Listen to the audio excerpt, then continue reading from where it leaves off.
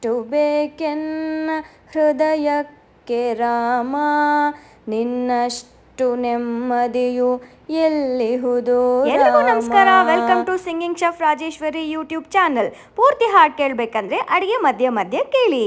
ಇವತ್ತು ನಾವು ಉತ್ತರ ಕರ್ನಾಟಕ ಸ್ಪೆಷಲ್ ಮುಟಗಿ ರೊಟ್ಟಿ ಮಾಡೋದು ಹೇಗೆ ಅಂತ ನೋಡೋಣ. ಮುಟಗಿ ಅಂದರೆ ಚಿಕ್ಕ ಮಕ್ಕಳಿಗೆ ತಿನ್ನೋದಕ್ಕೆ ಅಂತ ರೊಟ್ಟಿ ಮಾಡಿದ್ಮೇಲೆ ಬಿಸಿ ಬಿಸಿಯಾಗಿ ಕೈಗೆ ಮುಟಗಿ ಮಾಡಿ ಕೊಡ್ತಾರೆ. ಅದೇ ಉತ್ತರ ಕರ್ನಾಟಕ ಸ್ಪೆಷಲ್ ಮುಟಗಿ. ಇನ್ಯಾಕೆ ತಡ, ಮುಟಗಿ ಮಾಡೋದು ಹೇಗೆ ಅಂತ ನೋಡೋಣ. ಇವಾಗ ರೊಟ್ಟಿ ಮಾಡೋದಕ್ಕೆ ನಿಮಗೆ ಎಷ್ಟು ಹಿಟ್ಟು ಬೇಕೋ, ಅಂದರೆ ಎಷ್ಟು ರೊಟ್ಟಿ ಬೇಕೋ ಅದ್ರ ಮೇಲೆ ನಾವಿಲ್ಲಿ ಹಿಟ್ಟು ಹಾಕೋಬೋದು. ಸೇಮ್ ಚಪಾತಿ ಹಿಟ್ಟನ್ನ ನಾವು ಹೇಗೆ ಅಳತೆ ತೊಗೋತೀವೋ ಅದೇ ಥರ ಈ ರೀತಿ ಕಟ್ಟೆ ಕಟ್ಕೋಬೇಕು.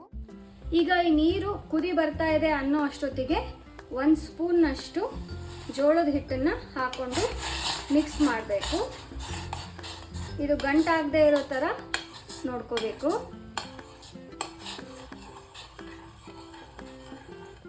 ಇವಾಗ ಇದು ಕುದ್ದ ತಕ್ಷಣ ಇದನ್ನು ನಾವು ಹಿಟ್ಟು ರೆಡಿ ಮಾಡಿ ಇಟ್ಕೊಂಡಿದ್ವಲ್ಲ ಅದಕ್ಕೆ ಹಾಕೊಳ್ಳೋಣ. ನೋಡಿ, ಆಗಲೇ ನಾವು ಬಿಸಿನೀರು ಮಾಡ್ಕೊಂಡ್ವಲ್ಲ ಅದನ್ನು ಇಲ್ಲಿ ಸುರಿತಾ ಇದ್ದೀವಿ. ಈಸಿಯಾಗಿ ನೀವು ಆಚೆ ಇರೋ ಹಿಟ್ಟನ್ನ ಹಿಂಗೆ ಹಾಕ್ಕೊಂಡು ನಿಧಾನವಾಗಿ ಕಲಿಸ್ಕೋಬೇಕು. ಕೈ ಹಾಕಬಾರ್ದು, ಬಿಸಿ ತುಂಬ ಇರುತ್ತೆ.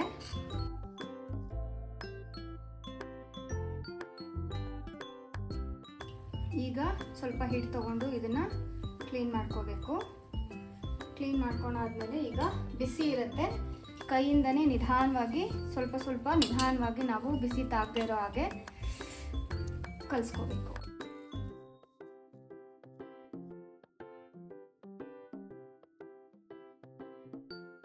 ಇವಾಗ ಈ ರೀತಿ ಬಿಸಿ ಇರೋದೆಲ್ಲ ನಾವು ಮಿಕ್ಸ್ ಮಾಡಾಯಿತು.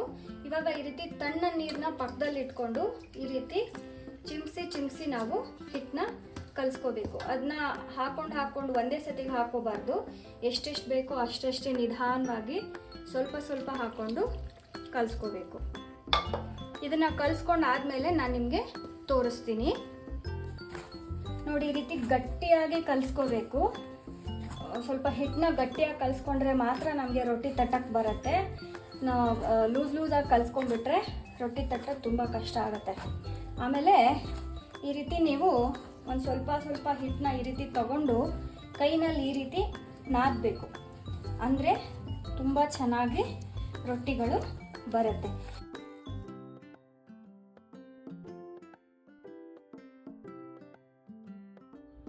ನೋಡಿ, ರೊಟ್ಟಿ ಮಾಡೋದಕ್ಕೆ ಈ ರೀತಿಯಾಗಿ ದಪ್ಪ ಇರೋವಂಥ ಒಂದು ಹಂಚು ಬೇಕಾಗತ್ತೆ. ಓಕೆ, ಇದನ್ನು ಬೇರೆ ಯಾವುದಕ್ಕೂ ಚಪಾತಿ ಮಾಡೋದಕ್ಕೆ ಅದಕ್ಕೆ ಬಳಸಬಾರ್ದು. ರೊಟ್ಟಿಗೆ ಅಂತಲೇ ಹಂಚುಗಳು ಸಿಗತ್ತೆ, ಅದನ್ನು ನಾನಿಲ್ಲಿ ಬಳಸ್ತಾ ಇದ್ದೀನಿ.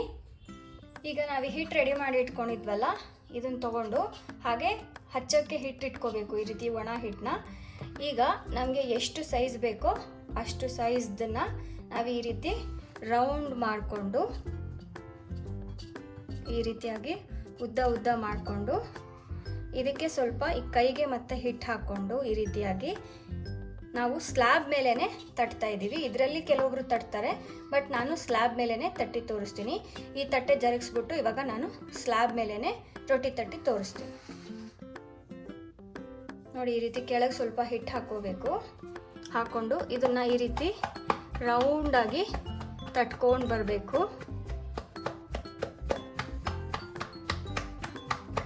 ಅಥವಾ ಹೀಗಿಟ್ಬಿಟ್ಟು ಕೆಲವೊಬ್ರು ಈ ರೀತಿಯಾಗಿ ಅಂಚನ್ನ ಸಹ ಕ್ಲೋಸ್ ಮಾಡ್ಕೊಂಡು ಮಾಡ್ತಾರೆ.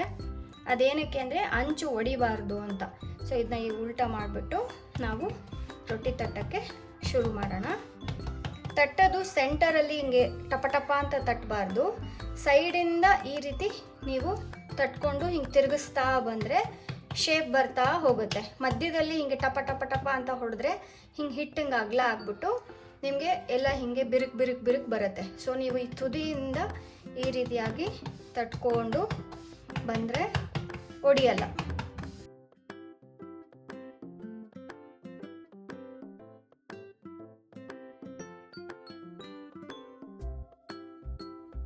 ಇವಾಗ ತಟ್ಕೊಂಡಾಗಿದೆ. ಸ್ವಲ್ಪ ದಪ್ಪನೇ ಇರುತ್ತೆ ಮುಟಗಿಗಂತ ಮಾಡ್ತಾ ಇರೋದ್ರಿಂದ.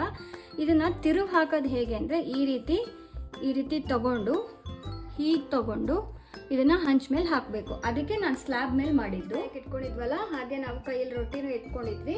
ಅದನ್ನು ಈ ರೀತಿ ನಿಧಾನವಾಗಿ ಉಲ್ಟಾ ಹಾಕೋಬೇಕು. ಉಲ್ಟಾ ಹಾಕೊಂಡ್ಮೇಲೆ ಅಂಚೆಲ್ಲನೂ ಸರಿಯಾಗಿದೆಯಾ ಅಂತ ಚೆಕ್ ಮಾಡಬೇಕು. ಈಗ ಉರಿ ಜಾಸ್ತಿ ಮಾಡಿ.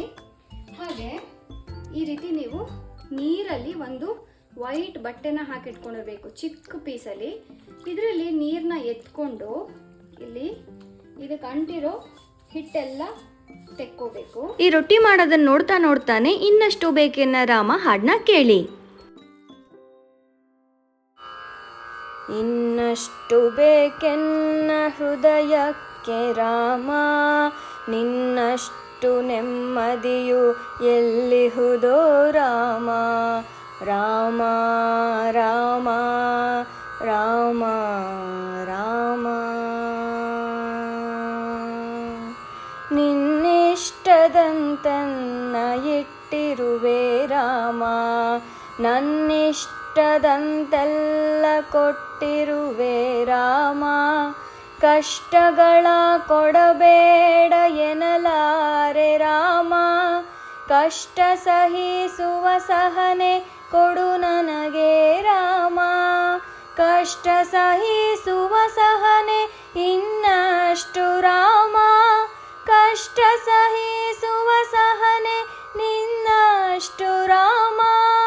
ರಘುರಾಮ ರಘುರಾಮ ರಘುರಾಮ ರಾಮ, ರಘುರಾಮ ರಘುರಾಮ ರಘುರಾಮ ರಾಮ. ನಾನು ಮುಟ್ಗಿ ಮಾಡೋದಕ್ಕೆ ಒಂದು ದಪ್ಪದಾಗಿ ಮಾಡಿರೋಂಥ ಒಂದು ರೊಟ್ಟಿ ತೊಗೊಂಡಿದ್ದೀನಿ. ಅದಕ್ಕೆ ಒಂದು 2 ಸ್ಪೂನ್ ತುಪ್ಪ ಹಾಕೋತೀನಿ.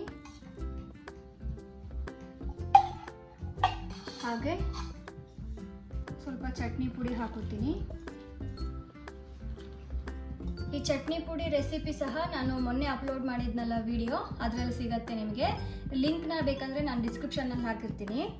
ಇವಾಗ ಈ ರೀತಿ ಸ್ವಲ್ಪ ಇದನ್ನ ಮುರ್ಕೊಂಡು ಈ ತುಪ್ಪನ ಮತ್ತು ಚಟ್ನಿನ ಈ ರೀತಿ ಮಿಕ್ಸ್ ಮಾಡಿಕೊಂಡು ಎಲ್ಲ ಕಡೆ ಈ ರೀತಿಯಾಗಿ ಹಚ್ಚಬೇಕು. ಈ ರೀತಿ ಮುಟ್ಗಿ ತಿನ್ನೋಕ್ಕೆ ನಿಮಗೆ ಇಷ್ಟ ಇಲ್ಲ ಅಂತಂದರೆ ನೀವು ಬರೀ ರೊಟ್ಟಿನ ಸಹ ತಿನ್ಬೋದು. ಈ ರೀತಿ ನೀವು ಇದನ್ನು ಫೋಲ್ಡ್ ಮಾಡಿ ಗಟ್ಟಿಯಾಗಿ ಮುಷ್ಟಿಯಿಂದ ಅಮ್ಕಿ ಮುಷ್ಟಿ ಮಾಡಿದ್ರೆ ಅದೇ ಮುಟ್ಗಿ.